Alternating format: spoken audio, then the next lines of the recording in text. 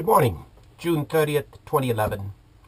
As President Obama and Congress discussed raising the debt ceiling and discuss whether or not to shut down the U.S. government, I would like to return the discussion to the pyramid of prosperity. We talked about it before. The top of the pyramid, well, if it was a nation, it would be the wealthy at the top of the pyramid and the poor at the bottom of the pyramid, and moving up the food chain, if you will. But this can also represent an individual. This can represent a world. So let's talk about it at the individual level. Okay, if you look at that, we understand at the individual level, those people at the bottom of the pyramid, especially at the very bottom, the very poorest, don't have housing, don't have equity, and they might have debt, but it's often unsecured debt as opposed to the debt of a mortgage of housing. And as you move up to the middle class, it's often a mortgage of housing. But everybody has the debt of the nation. The debt of the entire nation is owned by the entire pyramid of people. But when we go to figure out how to pay down this debt, well, we must lower the expenses. Okay, well, if we lower the expenses, we actually put people out of jobs, putting more people at the bottom of the pyramid.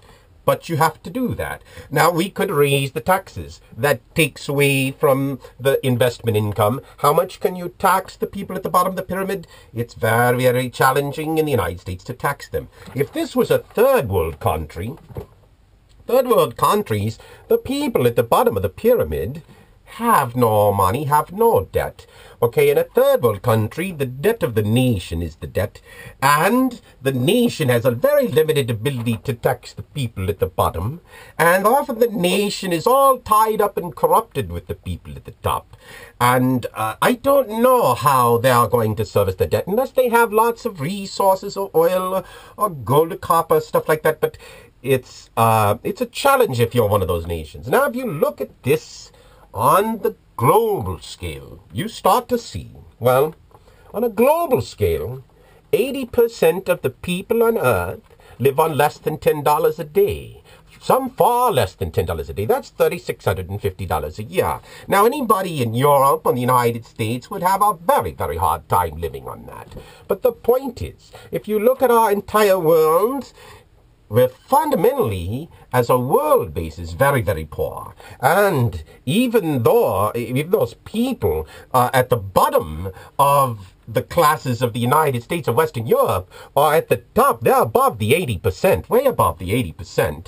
And so we have the wealth concentrated in the developed nations, tied again to currencies, but that gets to another point. So, the problem cannot be easily solved, because if you increase the taxes to reduce the debt, you choke off economic activity. If you pay down the debt and go draconian measures, cutting jobs in the government sector, which actually I could argue that there's nothing wrong with cutting the jobs in Afghanistan and killing in war, but the problem there is you don't have something to make it up for. And then the jobs, and then who's going to build all the arms and all the other things? See, we make a lot of money in the United States on war. And so what do we do when we start deciding not to spend all that money in war? And that comes out of the economy, but at least it's not growing this debt hole, which ultimately blows up and takes over the entire pyramid. Now, imagine, if you will, that this is a pyramid of the world. In a pyramid of the world, in a new world currency, we can change it in the following fashion. We take all the debt, restructure it, and turn it into preferred equity in the enterprise of Earth.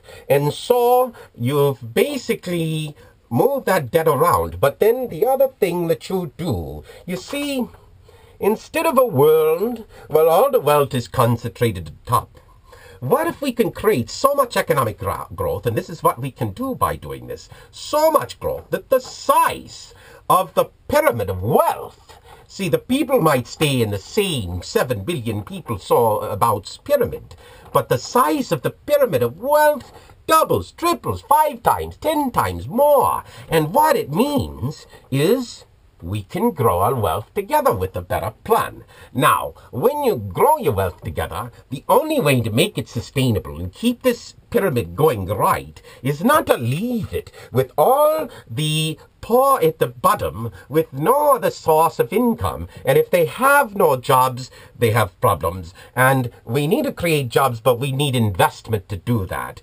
Well, the way that you do that is you restructure it and then give everybody in every nation, not necessarily equal per nation, because different people will have different places in the food chain. We're trying to build the whole pyramid.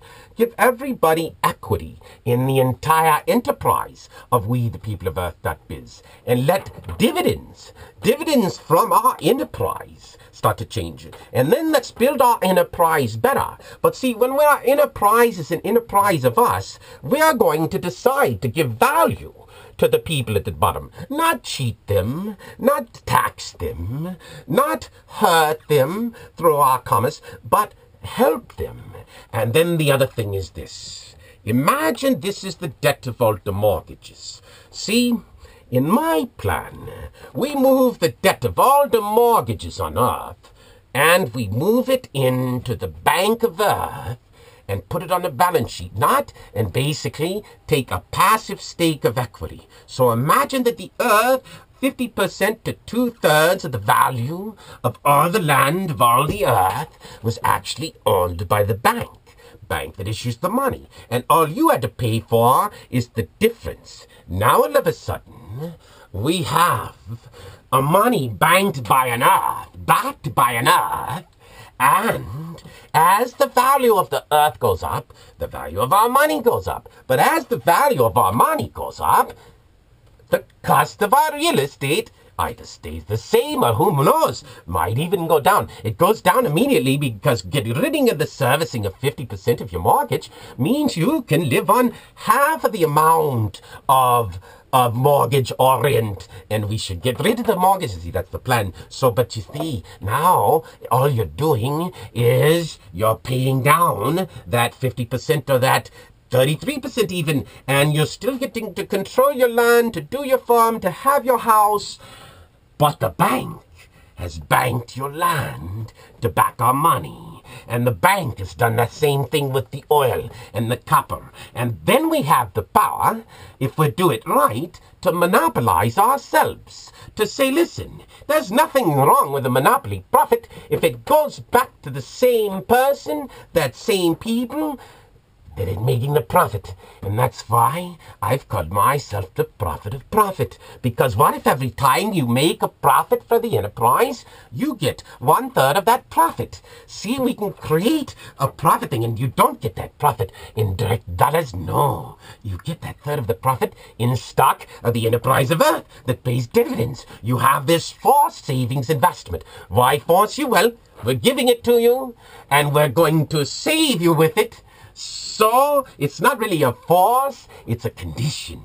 It's a condition to give you, every one of you and every one of your families, financial salvation from here to eternity. Thank you for listening.